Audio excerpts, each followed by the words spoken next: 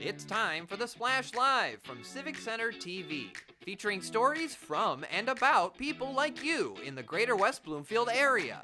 Simulcast on cable, 89.3 Lakes FM, social media, and the web.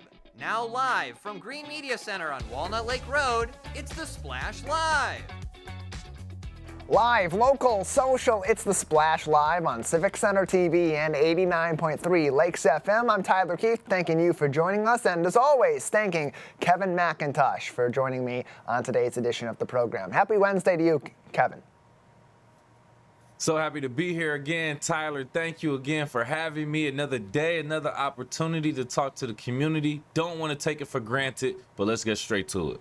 Yeah, a lot going on in the community, some new things happening this week, and even as much as earlier on today, just this morning, a much welcome necessity now in place along the West Bloomfield Trail. That's at the Arrowhead Trailhead, where they've installed a brand new bathroom facility there. Over the past, it's always been a porta potty or a couple porta johns that have been out there. Now it is a full-on facility that includes men's and women's bathrooms and also includes drinking fountains for you to fill up those water bottles as you're enjoying these last hot days of the summer and as you get into the cooler days of fall and go out on those brisk morning or afternoon walks. Chris Fry from West Bloomfield Parks told us a little bit about how long this project has actually been in the works.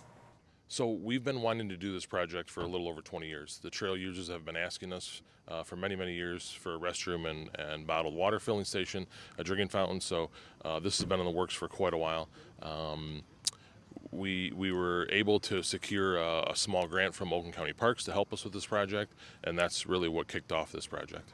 Yeah, this was kind of the imagination of former interim parks director and parks supervisor Joe Ketchum in the past. Over many years working on developing this project, some issues, of course, like many other projects with COVID-19, took some of the resources away, both financially and those physical resources you need to put up a facility like this in our community. But finally, it is up and is open to the public. And another member of the team who put in some hard work to make this happen, contractor and manager with Michigan Recreational Construction, John Sheffer, gave us some details on what the new facility will be providing to the public on the Arrowhead Trailhead.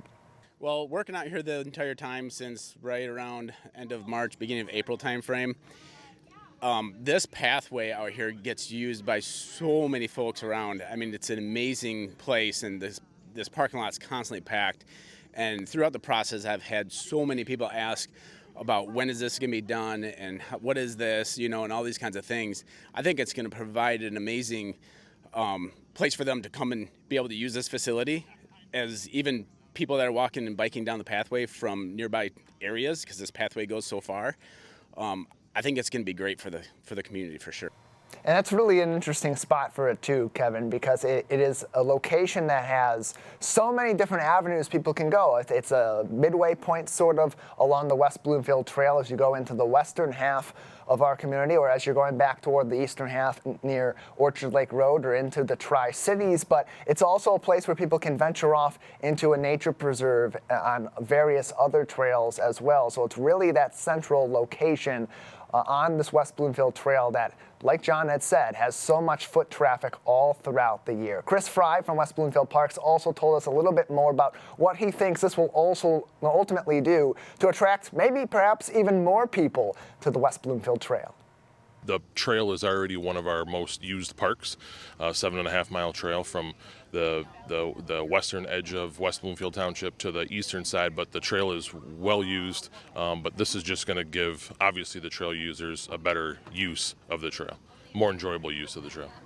As you can see on your screen, here's some footage we captured this morning at the grand opening of this brand new facility. Again, it's at the Arrowhead Trailhead on Arrowhead Road in West Bloomfield. So many officials from West Bloomfield Parks, other leaders from across the community, as you see Debbie Binder in the middle there, Megan Tahako from West Bloomfield Parks, and then there it is. Chris Fry, along with Parks and Recreation Commission Chairperson Robert Brooks, cutting the big ribbon and opening this facility. 2 bathrooms on site there, plus a drinking fountain on the outside to refill your water bottles, take a quick sip of water before you head back out. And here's the team at West Bloomfield Parks with their cutout head of Joe Ketchum, who helped to lead this project for so many years before his retirement, then his brief comeback in between Parks and Recreation executive directors, and leading in this project from start to finish. Couldn't be there today, but was obviously there in spirit with the entire team at West Bloomfield Parks and across our township. Kevin, look, a lot of people aren't going to go out of their way and say, let's celebrate a bathroom facility, but this is a really cool spot for this because it's something that, like Chris said, heavily trafficked throughout our community all throughout the year. People love our trails, and to have a comfortable facility in those hot days and the dog days of summer like we've been experiencing a little bit lately, and those bitter cold winter days where you're just trying to get out and get a little exercise, this can be a huge help in our community. The fact that it exists in the first place, that, WB Parks and the township even thought to even put something there, but then the location also just goes to show that they were listening once again to the residents' needs and the convenience. They were actually watching. They said that this is a heavy populated area and this is where it will probably best serve our residents. So I love it on all different platforms. All different angles and perspectives. And like I said, once again, great work by the team, WB Parks, for putting this together and keeping the residents in mind. Yeah, you go just off of Pontiac Trail, turn on to Arrowhead Road. It's kind of an interesting spot. You go through a little bit of a residential area as you're going down Arrowhead Road, and then you have a large parking lot where people can park and enjoy the trail from there. And people walk from all over the community on the very long West Bloomfield Trail to get to the Arrowhead spot and to the nature preserve out there. So really that perfect location for this new amenity. Again, 2 bathrooms plus a drinking fountain and a water bottle refilling station also over there. For more information on this and other amenities and new things popping up across our parks here in Greater West Bloomfield, visit West Bloomfield Parks' website at wbparks.org or visit them as well on Facebook at WB Parks. Well, Kevin, that's what's happening on this Wednesday, and that's coming after what seemed like a pretty typical Tuesday in our community. But we celebrated a special occasion on Tuesday. One of the most important documents in the history of our nation is, of course, our Constitution. And Tuesday was Constitution Day. Students at Scotch Elementary School in West Bloomfield had a very special visitor to help them celebrate the occasion. One of our founding fathers and one of the key authors of the Constitution, James Madison, making a visit to Scotch Elementary earlier on this week. He taught the students about some of our nation's earliest history, the forming of the Constitution, and how so many of those ideals written in that document way back in the late 1700s still persist to this day. A really interesting lesson. You can see the kids very engaged in it, wanting to ask questions and show what they have learned about the Constitution on Constitution Day, and a full presentation in their cafetorium there as well at Scotch Elementary. Really cool way to celebrate a special occasion and a really important document that has such a huge role in our nation's history, Kevin. Man, look at that. I love that they're keeping the kids engaged with important documents like that in our country. The Constitution, like we said, one of the most important document in our nation's history, to be honest with you. And to have the perspective of one of the authors of the Constitution, President James Madison, to be there and give that perspective, like I said, that's pretty neat. And it's very creative also. So I think that's pretty nice for the students. Yeah, written in 1787, ratified in 1788, and then, of course, went into effect in 1789. Everyone always goes back to 1776, but 1776, but 1789, a really key year here in the United States for the ratification and ultimately the implementation of the Constitution. Something I'm sure those kids over at Scotch learned a lot about on Tuesday with President Madison. Tuesday was not only about the Constitution, it was also a celebration nearby at Chico Elementary School, as last Sunday we kicked off Hispanic Heritage Month across the United States, and students had a special opportunity to do some learning outside on campus over at Chico Elementary School about one of our most beloved local cultures here, as you see some pictures on civiccentertv.com of this class's celebration outdoors of Hispanic Heritage Month. Student Cristobal's family playing a key role in that, bringing in that horse piñata and also some food and some snacks and drinks to enjoy as they learn about Hispanic heritage and Latinx heritages here in our community and beyond, and what they mean to our nation here in the United States. Really cool way and a fun way to get engaged in this special month here in our community, Kevin, and learn about one of the many cultures in this melting pot of a community we have here in Greater West Bloomfield. I love that we do that right here in our Greater West Bloomfield area, celebrating all cultures, a melting pot of cultures that we have right here. So I love that we're highlighting that, and I love that we're also showing the youth, the younger generation, the importance of celebrating all the cultures that we are around and live around. So once again, great things going on, and I love that we are celebrating and highlighting all the cultures right here in Greater West Bloomfield. Yeah, it was a special day there right on kind of the border of Orchard Lake, Keego Harbor, and West Bloomfield, Kevin. And then down the street a little while later that evening, a special night in Keego Harbor. Yeah, a lot going on in Keego Harbor. Actually, a euchre tournament happened at Gino's Pizzeria and Restaurant. It was actually in support of the Optimist Club of Keego Harbor. Great turnout, by the way, Tyler. Talking about games, prizes, obviously great food, a great vibe, and it was all for a great cause ultimately. If you did miss it, don't worry about it. They are doing another tournament that's going to happen actually October 22nd. So make sure you mark your calendars for that. That will be at Gino's Pizzeria in Keego Harbor, by the way. There is a slight cost, very minor, $25, but it'll get you a lot. Food, which includes pizza, drinks, and obviously a seat at the table for the euchre tournament if you want to get involved. So if you are interested in more information, you want to contact Bill Pertakis or email President Mike, M-I-K-E 930 at iCloud.com. That's for more information. If you are interested in a charity euchre event that benefits the Optimist Club of Keego Harbor next month at Gino's Pizzeria. I have no idea about euchre. As a matter of fact, I'm only good at Uno, Tyler. But other than that, it'll be a good time for you to get out there and at least learn about euchre and about the cause that they are actually supporting. We're gonna get so many comments today about people bashing the two of us for hosting this show, because I also, despite my entire family plays euchre, I have no clue how to play euchre. Calvin and Jake out at Master Control on our team. Jake out in the field this morning getting some footage for us. They both know how to play euchre. They were talking about it in the office here yesterday, in fact.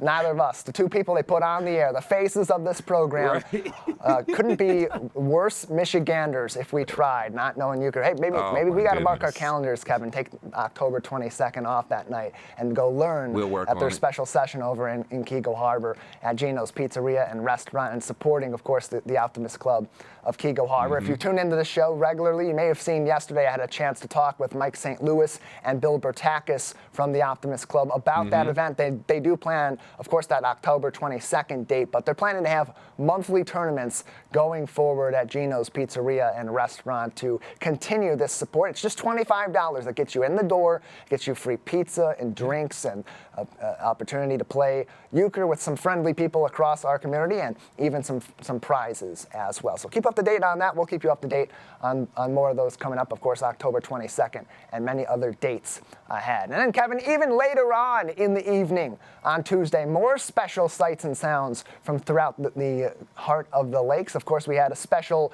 appearance out in the sky last night, a full moon, but a special full moon visible here in Michigan, the harvest moon that even included a partial lunar eclipse later on in the evening. Here's some pictures from Rick Vestudo that were posted in the So Keego group that he captured over Keego Harbor last night of that full moon. Really high quality pictures, excellent stuff from Rick out in Keego Harbor. That's a picture of the harvest moon that you're seeing right now on CivicCenterTV.com as it shined over the heart of the lakes, the Tri-Cities, and all across the Greater West Bloomfield area. So if you were up late last night, perhaps you had a good sight outside. If you missed it, hopefully next time you'll be able to take a quick peek outside. I didn't have a chance, Kevin. I was too busy trying to get a little bit of shut-eye last night around that time. So luckily, Rick was on our side out here, able to capture those pictures. Really cool stuff up for Keego Harbor.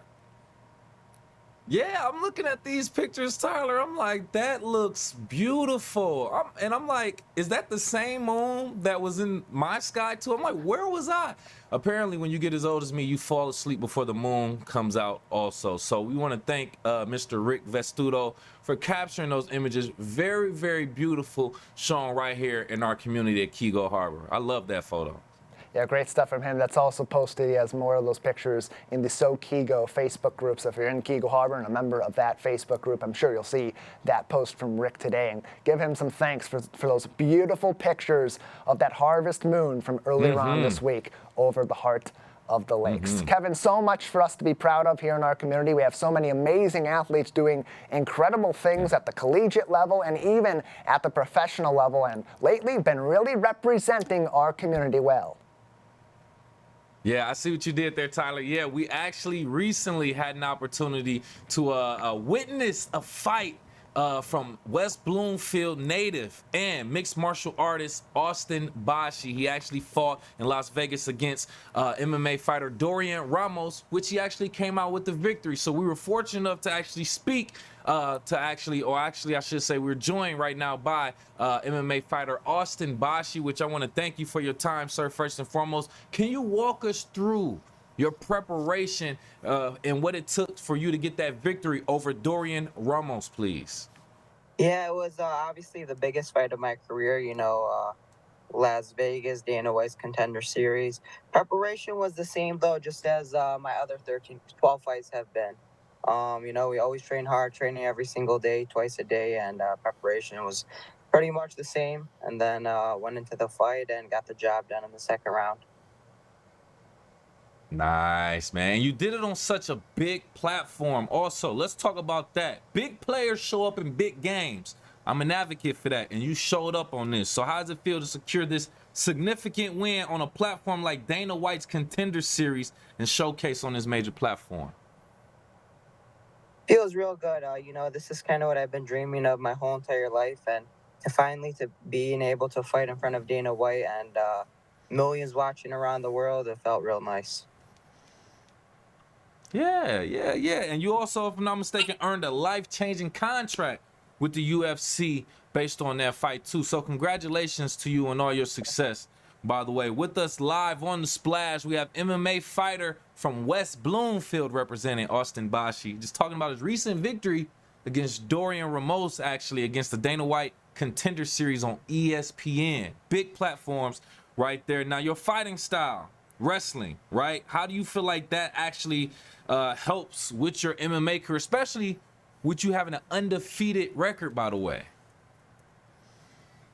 It's huge. I use my wrestling a lot to get the opponents tired, and people can kind of last 2, 3, 4 minutes, but after that first round, they start really getting tired, and me mixing up the wrestling with the striking back and forth helps me a lot.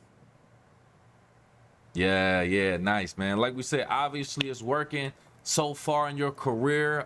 Is keeping you, you know what I'm saying, on top of your toes, so that, any other mixed fighting style that you come up against, obviously you come up victorious on top of that. With that being said, you also went through a few different transitions too, right? For an example, you were fighting in these regional promotions, Lights Out Championship, for an example. Now you moved up to, like we said, bigger stages, Dana White's Contender Series. Can you just talk about any challenges you may have faced making that transition from those regional promotions to the bigger fights? Yeah, so obviously the regional promotions, you're a couple thousand people, and it's not as big of a scene. But with the UFC, it's millions around the world, and everyone's watching. But to be honest with you, it's kind of had the same feeling. Everything, even leading up to it, was pretty much similar, and the backstage room moments before the fight were kind of similar. At the end of the day, you're locked in the cage with another human, and you just go out there and fight, and that's what it felt like to me. No, I understand 100%, man. Staying locked in, ultimately, not letting any of the distractions. Like I said, you're moving up in your stages, and it's bigger lights, it's more cameras, it's a little bit more pressure, at least some people would say subjectively. So to see how you're handling that mentally, I completely understand. That shows some maturity, especially for your age. 22 years old, undefeated. How do you manage the pressure of maintaining your streak and staying focused on your goals, not letting your head get too big. Yeah, right. You see that a lot with people with like good undefeated records. They start after they Hmm. kind of hit a streak, they'll not train too hard anymore. They'll start partying and stuff. But with me, it's all I really do is train, eat, and sleep, and I'll be doing this forever till I reach what I want in life, and that's UFC gold. Yeah, yeah, yeah, and I will understand that probably it's a matter of blocking out a lot of distractions too. With that being said, let me just ask you, just off the humbug, anything that you like to do outside of fighting? You said fight, or you said train, eat, sleep. Is that literally all your life? We playing any video games, any other sports at all to kind of keep you out of that by any chance? Honestly, that's pretty much my life. I mean, don't get me wrong. I'll hang out with my family and just chill with my friends at Right, right. when I have some free time. And but yeah, that's pretty much it. Cause I am at the gym for like 8 to 10 hours a day, and by the time I come home, it's nighttime. I'm tired. I eat, sleep, and do it all over again. Mm-hmm. I'm not mad at that, Austin. You got to respect that, as a matter of fact. That's what I call an integrator, integrating your career into your actual lifestyle. So like you said, eat, sleep, and train pretty much. So I understand, respect that. With us right here live on the Splash from West Bloomfield, mixed martial artist Austin Bashi. Just asking him about his recent victory against Dorian Ramos in Las Vegas and other things in his career. Now, what role do you feel like training at Warrior Way martial arts and your connection to West Bloomfield community has played a role in you as a fighter? It's huge. So the thing about me, I started training when I was 8 years old, and I've been with the same exact team and the same exact coaches now for 14 years, and being able to connect with them Nice. and just kind of the whole entire community is huge. You always see people jumping from gyms to gyms, different camps and camps, and especially once they get big, that's when they really will switch their team. But with me, I've been with this team. This is the team that helped me to reach where I'm at today, and I'll be with this team for the rest of my life till the day I die. That's what I'm talking about, man. Loyal to the soil. That's the definition of it right there. Representing for West Bloomfield. We love to have you. Hey, Bashi, before we get out of here, man, after this recent win, what are the goals going forward, 2024, 2025, and beyond? Yes, obviously I just fought last week, but I'm hoping to make my UFC debut either in December or January. I try to like to fight at least 3 to 4 times a year, so one more for the end of the year will be Okay. ideal. Woo! Let's go. You got me hyped, man. All right, yeah, okay. Hey, we're going to be here to support all the way, by the way, West Bloomfield representing. We want to thank you again for your time. MMA fighter looking to continue that undefeated streak, by the way, Austin Bashi. We appreciate your time, sir. Thank you. Appreciate you guys. As you can obviously tell, we are huge supporters here at Civic Center TV for Austin Bashi and his MMA career, moving on into the UFC realm of mixed martial arts. So we love to see that. We will always support, and we will try to get him back on the show as he continues through his career, Tyler. Great energy, by the way. I love that. And you know, in professional wrestling or in professional MMA fighting, it is a grind to build up league from league and to ultimately get to that top echelon. And being on the doorstep of Dana White's UFC through that Contender Series, being undefeated, you can tell he's right on the doorstep of getting into that national stage and being able to even further represent and make the greater West Bloomfield area proud. Between Austin Bashi and of course having guys like Donovan Edwards and Dylan Tatum, Makari Page at the collegiate level, Cornell Wheeler, another player at the professional level, having so many different players like Matthew Judon over the years, Trey Mosley on practice squad for the Cincinnati Bengals during the preseason, and others that will come throughout the years, and so many others in different areas and aspects of sports, athletics, music, and beyond on Broadway or at the collegiate level in marching bands, making us really proud of our students coming out of West Bloomfield here and across our community. Kevin, it's a lot of interesting stories that we hear from these people often after they've left our community, but you can also learn a lot of that from maybe meeting their families, meeting other people that know these kids or know others across our community, or even just by getting to know some of the interesting stories of your neighbors. And a special event is coming up in the greater West Bloomfield area through the West Bloomfield Diversity Task Force to help you meet your neighbors. That is coming up on Tuesday, September 24th from 5 until 7:30 p.m. at West Bloomfield Middle School. It'll also be part of a multicultural celebration. Our very own Jake Schaff had a chance to talk to Kelly Heyer recently on The Splash to give us more information about this upcoming celebration and event. This is our second year hosting Meet Your Neighbors, and this year we had to switch locations to a bigger venue. We had so much interest last year, so it will be at the middle school in their auditoria, which is a beautiful facility that's perfect for what we have planned, and that will feature some live performances. So there is a schedule out there, which I think you guys just shared, and that will include performances by our belly dance and Bollywood entertainment that kicks off the evening at 5 o'clock. Our Motor City Dance Factory at 5:30, Michigan Lions Dance at 6:30, and the Shannon Irish Dance will be concluding the entertainment for the evening. So a great variety of local performers that we're bringing in. Wow, all of that sounds amazing. I'm sure that's going to get everyone up and moving. So many very diverse performances. And I want to know, how did something like this come to be? Because you said this is the second year that this has been going on. How did this originally come to fruition? Well, we had a discussion last year at the Diversity Task Force, which is made up of representatives from Town Hall, West Bloomfield Town Hall, West Bloomfield Library, and West Bloomfield Parks. We also have many community citizens, including Sonia James from West Bloomfield Schools, who's the Equity Inclusion Director, and local community members. And the conversation revolved around how do you meet new people in the community? How do you truly meet your neighbors? And then somebody from the committee looked up, there's an actual World Meet Your Neighbors Day, which falls annually in September. So thus created the event. And last year, same thing, we brought in some performers. And the other component, which I didn't go into too much detail, which I'd be happy to share, is local resources that will be available at Meet Your Neighbors on September 24th. But yeah, that's how it really, the idea came to fruition from a brainstorm, a concept, just truly a conversation to an event. Wow, a lot of great stuff to come from this event and a lot of great stuff to look forward to. And I want you to go into just maybe a little more detail on some of these resources that are going to be available at the Meet Your Neighbors event.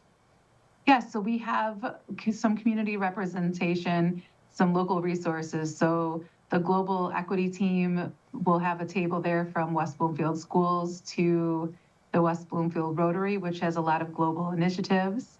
We also have representation, of course, from the municipal services that I mentioned that are our partners. And then, of course, some new local businesses. We want them to be engaged in the community. We also have some, let me look at my notes here. Oh, henna tattoos that will be there. That is all free. And then, of course, we have to figure out, well, what activity is going to get people talking? So we created a bingo signature rally. And so each person coming in, if they want to, will be able to play a game, finding people who speak a different language, finding someone who has been born in a different country, just some ideas. And they can enter from some really cool prizes, both from the new bridal shop at Orchard Mall and prizes donated by Oak Street Health. Kelly Heyer joins us on the Splash Live this morning, Executive Director with West Bloomfield Parks, talking about the Meet Your Neighbors event that's going to be taking place on Tuesday, September 24th, which is going to feature a lot of incredible live performances from local troops. And I want to go into that a little bit more. How does it feel to be showcasing all of these local dance troops and these performances, granting them this opportunity and bringing all of this together? Well, music brings people together, and the performances that everyone will see is quick 20-minute snippets. So by keeping it short, that we can bring in a more variety. The Motor City Dance Factory is, or the Chinese lion dance, Taiwanese lion dance, is actually what I'm looking forward to too. And the Motor City Dance Factory is a local troupe made up of youth dancers, and they performed at our Juneteenth this summer, and they wowed the crowd. It was one of the highlights of that afternoon. And the Michigan Lion Dance came last year, and that was the photo you used, and just incredible work goes behind these performances and a lot of detail. And for them to be performing right here in your backyard in West Bloomfield, which normally you wouldn't be able to see unless you were seeking out a bigger global festival. So it's really neat that we have such selection, such talent right here in Michigan. So much talent. So much talent that's going to be on display at this event. I certainly can't wait to see all of it. And will there be other events like this in the future? Do you see this event, you said it's grown so much from last year. Do you see this continuing to grow in the years to come, Kelly? I could see this being a signature event that we keep and grow. I think the work that the Diversity Task Force has done over these 4 years certainly has been, we've had such community interest and support that now that we've established this event for year 2, and I can't only imagine it's going to be a great turnout of residents and support, that this could be a staple that we continue in the future. And just the amount of community collaboration that's gone into this. Again, that is what's the neat thing about the grassroots effort about this task force, is you have so many community agencies coming together, as well as local residents, to give the ideas to actually be doing the work, and the organization and coordination of these activities is very unique, and we're so proud of our partners to make it thus far, 4 years into the task force. You should be very proud, and I think the turnout for this event is going to be amazing. Kelly, thank you so much for your time today. One more quick question. Where can people go to gain a little bit more information about this upcoming event? All of our partners have shared it on social media, but we host the domain for the event on our website. So this is our second year hosting Meet Your Neighbors, and this year we had to switch locations to a bigger venue. We had so much interest last year. So it will be at the middle school in their auditoria, which is a beautiful facility that's perfect for what we have planned. And that will feature some live performances. And that event going to be happening next week, Tuesday, September 24th at West Bloomfield Middle School. Once again, we'll give you more information on that. It's through the West Bloomfield Diversity Task Force, 5 p.m. until 7:30 p.m. at the middle school. Plenty that will be going on during that multicultural celebration, as you heard a little bit from Kelly on that. Find more information on this event and learn more about the West Bloomfield Diversity Task Force, a couple of different places, wbparks.org, or visit them on Facebook at WB Parks. As Kevin, there's so many different cultures and communities all around us here in Greater West Bloomfield. And this time of the year, especially as we're in an election season and with everything that we see in the news, there is so much that keeps us apart, and things like this bring us together, but also other efforts in our community to also bring that positivity and that unity back into the word community, even right here in Greater West Bloomfield. No, you bring up a great point, Tyler, by the way. The country has been facing a lot of polarization that's been fueled by politicians, social media, news outlets, and it's been creating a lot of distrust amongst us American citizens. But there are some forms of media that's trying to combat that. More specifically, a film called Undivide Us that will be screened right here in the West Bloomfield area Monday, September 23rd. But right here, join us on The Splash to give us more information regarding that film and that film screening from the Interfaith Leadership Council of Metro Detroit. We have the Assistant Program Manager, Beth Falinsky, join us. And first, I want to thank you for joining us, Beth. I want to get right into it. Can you just give us more details about this film, Undivide Us? Yeah. Hi, good morning. Thank you for having me on.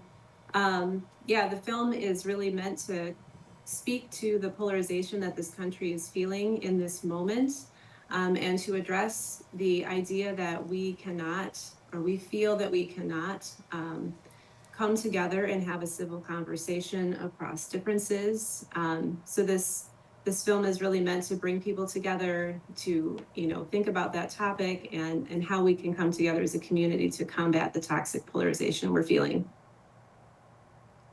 Absolutely, and I'm glad you gave out more information regarding that. But the title in itself basically does explain that, and I do want to dive into all of that a little bit more. But Monday, September 23rd, West Bloomfield Public Township Library was where we will be doing the film screening, and a little bit more on. Can you just give a little bit more in regards to that event before we move forward? Sure. As you said, it's going to be Monday from 6 to 8:30 at the West Bloomfield Public Library. We have, if you visit the Interfaith Leadership Council website, which is Interfaith, if you visit the website, you'll be able to have information on how to sign up for that. There's a link to sign up. So I encourage you to grab your seat. We have a lot of people already attending. So seats are limited. So if you're interested in signing up, go ahead and visit our website for more information on how to do that. Thank you. Yeah. So now I want to kind of get into that too, and with your organization, but with us right here live on the Splash, joining us from the Interfaith Leadership Council of Metro Detroit, Assistant Program Manager Beth Falinsky. Now with your organization, Interfaith Leadership Council, how did you all get involved in this film screening in general and bringing it to West Bloomfield Public Library? Yeah, so we really felt that this year, especially, was an important year to address the topic of polarization that we're feeling as a nation, and then also locally in our communities. And especially with the election coming up, we knew that this is an important topic to cover. People are really feeling divided, they're feeling unsure. So when the opportunity to host this film screening came up, we jumped at it. And very kindly are able to host the event at the West Bloomfield Public Library, who we've partnered with in the past. So very excited to offer this to the community locally and to the others within our network who want to come and be a part of this event. There's going to be a film screening and then also a community discussion afterward. So that's going to be, I think, very impactful. And then throughout this year, we've also had we've offered a polarization series. So we've marked this film screening as a part of the polarization series. We offered a different film screening earlier in the year, an online polarization detox challenge over the summer. And then next month, we're also planning another community discussion around the topic of politics and personal relationships. So we're really looking forward to that. So if you head to our website, if you have interest, you'll be able to find more information on that as well. DetroitInterfaithCouncil.com is that website you want to head over to for more information regarding that. You said a lot of interesting thing, a polarization detox challenge. I would love to ask briefly, can you just very, very briefly give more, what is that like? I would imagine that's like taking a break from technology in general, please. Well, yeah, the fact that we had it online doesn't necessarily afford people the ability to take a break from I get it.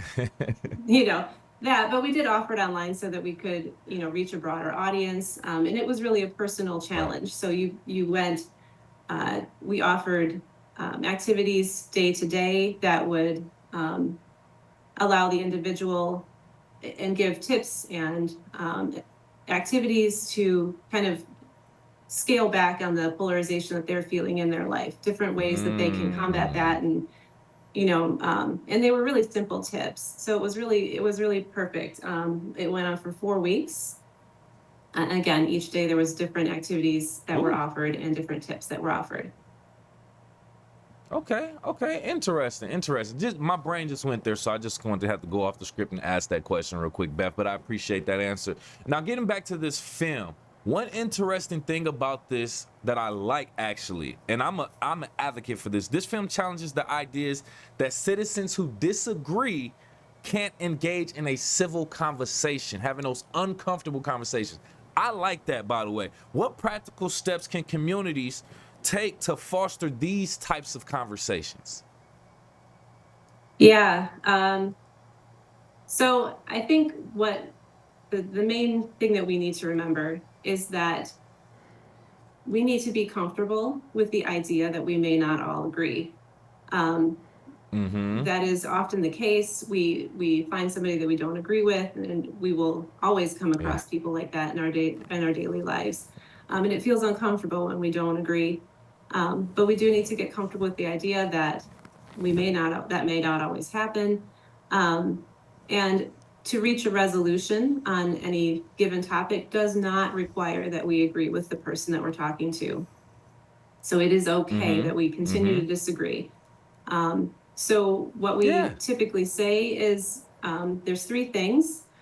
One, that you need to be able to see people as people in their complete humanity, and to not see them as, only one part of themselves. Like often we see people as, however they lean politically, or maybe the faith that they practice, and we only see that Good part of point. them. So we need to see them in their complete humanity. Two, we need to value those that we run into in our day-to-day lives, those that we're having conversations with, and be open to being influenced by them. And three, we need to learn to work towards understanding together so we can find new solutions. Yeah, yeah. I think that's a great recipe for having civil conversations with people, even if we disagree with them. I just see it as having a different perspective at one thing. We all look at different things, look at the same thing from a different perspective and angle. With us right here live on The Splash from the Interfaith Leadership Council of Metro Detroit, we have Assistant Program Manager Beth Falinsky talking about the Undivided film screening happening at the West Bloomfield Township Public Library Monday, September 23rd from 6 to 8:30 p.m. And Beth, we appreciate your time here. Real quick before we let you go, just two other questions. One, what do you want the residents and community of West Bloomfield to take away from seeing this film? I think the most important thing that we would like people to remember is that conflict is inevitable. We're always going to find someone that we disagree with, have differing opinions about, but that polarization does not have to automatically follow that. We don't automatically have to be polarized and feel this toxic polarization. So we hope that people will come away from the screening with that feeling. And then we also hope that people will go away in feeling empowered to reach beyond their own community and their own community groups, to have these meaningful conversations with those that they run into in their lives, or to simply extend kindness to those that they run into. There we go. There we go. Perfect place to land a plane. Beth, last opportunity. If you have any last messages, want to promote the film and where it will be again, or talk about the event, please tell our West Bloomfield community now. Yeah, we just hope that we will see you there. Again, visit our website, DetroitInterfaithCouncil.com. To sign up for the film screening. It's Monday night at the West Bloomfield Library, 6 to 8:30 p.m. And we really hope to see you there. Yes, yes. And I want to thank you all again for putting on this type of event, especially during the political season where we know that is very, very necessary. Once again, with us live on The Splash, we want to thank her Interfaith Leadership Council of Metro Detroit Assistant Program Manager, Beth Falinsky. We appreciate your time and information. Thank you so much for having me. Yeah, I think that was very, very, when we stumbled across that, Tyler, to find that film screening, we just automatically knew this is something that was necessary, especially during this time. So for them, out of all the places that they could potentially have it, and they're traveling the country, or this film is actually being screened all across the country, for them to choose to do it right here in West Bloomfield, I think that speaks volumes, but we're happy to have them here. And we know we have such a strong faith community here in West Bloomfield with people of many different faiths as well. And ultimately, this Interfaith Leadership Council brings all those together across the Metro Detroit area. So they know something or two about bringing people of different backgrounds and different walks of life together and sharing experiences that ultimately make us realize we're more alike than we are different, and hoping to promote more of that unity in our community going forward. Again, September 23rd is the filming date for that at the West Bloomfield Township Public Library. More information on that and other events at the West Bloomfield Library can be found on wblib.org.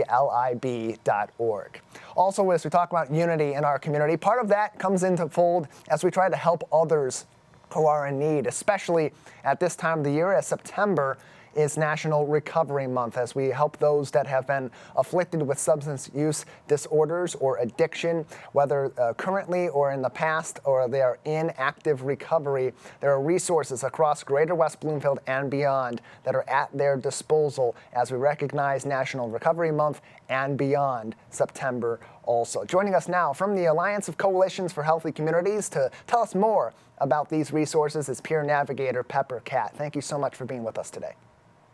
Good morning. Thanks for having me. Glad to have you on as we recognize National Recovery Month, which is a really important time of the year where we think about all the different elements that go into that recovery for those that are afflicted with substance use or misuse or addiction, however it is verbalized in our community. Just how much of an effort goes into helping these individuals find these resources and then ultimately help them maintain their recovery over time? Yeah, we're learning it's a real team effort. We don't just want the resources coming from one place. We need the whole community in on it to make sure that people aren't falling through the cracks, make sure that whether they're at a doctor's office or a treatment center, or maybe they had some type of run-in with law enforcement, that those resources are available to them and that we're all working together. And the Alliance of Coalitions for Healthy Communities, otherwise known more simply by shorthand in our community as the Alliance, they do a lot of that groundwork all throughout the year. What are some of the ways that you do get out on the ground in communities like ours and beyond in our local area to help people who are facing these issues? Yeah, we're actually a really cool coalition. So it's the Alliance of Coalitions for Healthy Communities. It is a long title there. We're kind of like an umbrella coalition. So we work with coalitions in cities throughout our county. And what we do is we come out and we do prevention, we do wellness, we do recovery support. So we're going into schools, we're going into nursing and retirement homes. We're trying to educate people before they fall into a substance or alcohol use pattern. We're also going into treatment centers and hospitals. We have Save a Life stations, which distribute free naloxone to the county. We do Narcan, naloxone trainings. We're really just trying to break the stigma and get the word out there. And Pepper Catt is with us from the Alliance of Coalitions for Healthy Communities, one of their peer navigators on today's edition of the Splash Live. And as we talk about these resources and these intervention opportunities that are available through the Alliance and through all these coalitions in our communities, people from the outside looking in may question, how much do these actually work? And you have a unique perspective on that because you've seen firsthand how these programs can help people. What are some examples of ways that these resources have helped people with substance use disorders right here in Greater West Bloomfield and beyond? Yeah, so one of the coolest things we're doing is the Alliance partners with the Oakland County Sheriff's Office. We're part of the Crisis Response Unit, which is coming up on almost 2 years old now. So we work with law enforcement. We are crisis intervention trained. We're trained in harm reduction.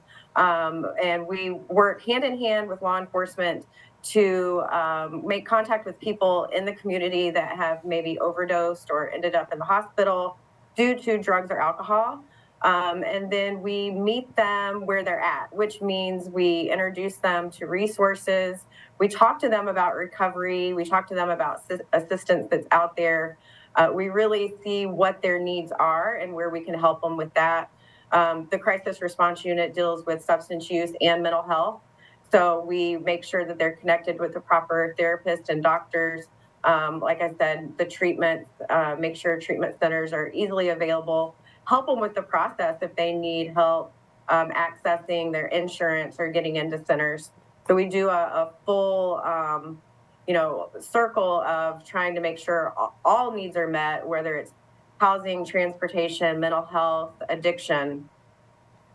And luckily nowadays we're more aware of some of the problems or outside issues that ultimately can lead people into these substance use disorders or these issues where they have to seek this sort of recovery. I recently had an operation where for pain afterward they had prescribed me some opiates, and they gave a full-fledged education about how to take them, how to store them, what to do with them when you're ultimately done and no longer in need of them. And that education is really important, but also having additional resources throughout our community so that people are aware of what they can do to help intervene and possibly save a life. And here in Greater West Bloomfield, we are a part of that unique opportunity, along with the Alliance of Coalitions and some of those resources you talked about earlier, to have some of those provisions in place in a variety of different areas across our community, both on education and things that help them take action. Can you give us a little bit of insight on what those resources are and where people may find them throughout our communities?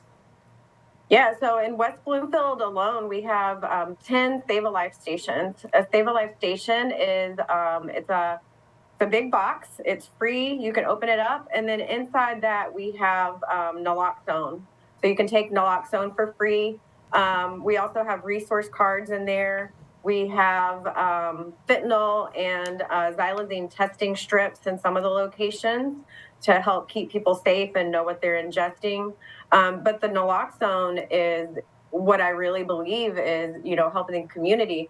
We had a 3% decrease in overdose fatalities this past year. And this next year, we're hoping that number is even bigger. Naloxone is really easy to use. It's a nasal spray. It's a opiate reversal medication. So getting the education out there, teaching people how to administer it, making sure people know it's okay to carry around. It's a very safe medication. And I think that's one of the main reasons that we're saving lives out there, and we're starting to see a change. And so many people I talk to, their addiction started with a prescription from their doctor. So I'm glad to hear that they're educating people now and, trying to educate and get on that end too before they come into needing services from someone like me. And kind of having that across the board education and those across the board resources in place to help both on prevention and on intervention, and in between, those bystanders playing a key role that could potentially save lives in our community. We're joined by Pepper Catt, who is a peer navigator at the Alliance of Coalitions for Healthy Communities. You can find more information on their resources, including the locations of those Save a Life boxes in West Bloomfield, across Greater West Bloomfield, and around southeastern Michigan, achcmi.org or alliancemi.org. You can also find them on both Facebook and on Instagram at Alliance of Coalitions. And Pepper, you mentioned earlier on some partnerships with the Oakland County Sheriff's Office to help in prevention and intervention. Overall, across the board, as you partner with law enforcement on prevention and ultimately intervening when someone who's experiencing an overdose is either apprehended or is encountered by law enforcement during an emergency stop, with first responders. How does that factor into preventing people from either entering into further addiction issues or getting them the treatment that they need without that fear that they're going to be punished by coming forth to people in our community and seeking these resources? Yeah, I think that the crisis response unit, our connection with them, us, people with lived experience working with law enforcement, I think that's changing the stigma in the county for sure. Like I mentioned, the law enforcement officers that we work with and us with the lived experience, we're all trained in crisis intervention, de-escalation tactics, motivational interviewing. What we're really wanting to do is to let people know that law enforcement are humans that are trying to do their job, and us in recovery, we're also humans that have been stuck in a cycle, of self-medication, usually because we can't deal with some type of pain in our life. So this partnership, working together, introducing the people in the community to law enforcement with no intention of any type of, criminal justice type actions, just really wanting to help, really wanting to support, changing the dynamics so that everyone knows that this is a mental health crisis. Addiction has touched all of us. I don't think I know anyone that hasn't been affected by addiction or some type of mental health crisis. So just all coming together and working hand in hand is going to change the way that we look at people that are using substances to make themselves feel better. As we recognize National Recovery Month, important to know where these resources are available for you and yours in our community, or even others that you may encounter that perhaps have some of these issues in their lives and could use some of these resources and these connections to help resolve those issues or to intervene during September and beyond. Pepper Cat is with us from the Alliance of Coalitions for Healthy Communities on today's edition of the Splash Live. More information on the resources and services at alliancemi.org. Pepper, finally, before I let you go, I do want to touch on this because Michigan's been part of an opioid settlement from the drug companies where they're set to receive $1.6 billion in a national settlement that's yet to be fully allocated to local communities, but we know that those resources are coming. How do you believe that's also going to play a factor in local alliances and other organizations, along with public and government organizations, ultimately being able to ramp up these prevention and intervention efforts across our local area? I mean, I really hope that it is put to transportation and housing. I know the housing crisis is just getting worse. We're going to have a lot of people that need somewhere to go. That's one of the main things with mental health and substance use. If you don't have a place to lay your head at night, that adds, a instability that really hinders your life. It makes it really hard to break that cycle. So I'm really hoping to see more transportation, more affordable housing, and then more programs that we can do warm handoffs. So basically working together in the community. So say someone's at their doctor and they need to go to a psychiatrist, instead of just handing them a referral, there's some type of peer navigator to help them make that appointment, to actually follow through and to get that next appointment so that people aren't getting lost in the process. More information and resources available on alliancemi.org, or you can follow them on Facebook and on Instagram at Alliance of Coalitions. Pepper, before we let you go, if people are in need of some of these different communications or of these resources for intervention in our community, they want to reach out, what's the best way for them to do that from either the Alliance of Coalitions or their local coalition?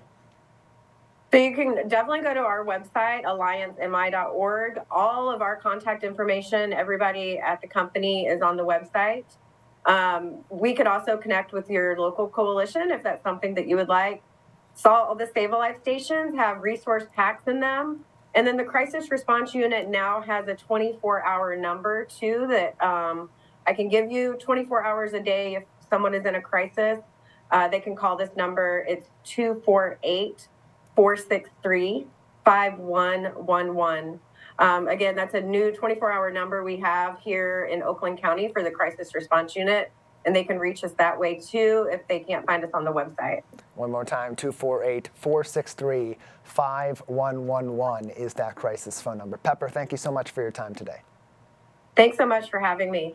Glad to have you on. As we recognize National Recovery Month, there is recovery support available through the Alliance of Coalitions for Healthy Communities. One of those coalitions that is in that alliance is our Greater West Bloomfield Community Coalition, which focuses a lot on prevention and intervention efforts with our kids alongside West Bloomfield Youth Assistance, but can also provide information and resources for adults, for seniors, and more. More information from them, gwbcoalition.org. Kevin, as Pepper said, an affliction that can affect anybody in our community and often touches every one of our lives.